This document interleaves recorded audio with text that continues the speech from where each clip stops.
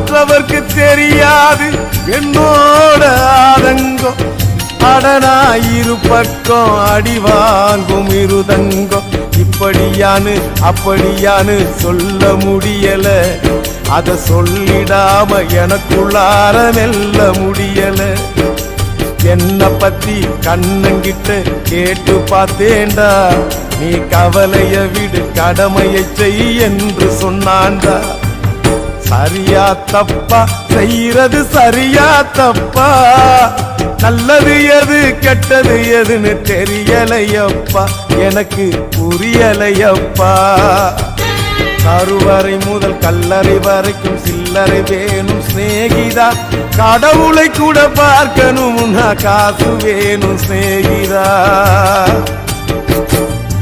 சரியா தப்பா செய்யறது சரியா தப்பா, நல்லது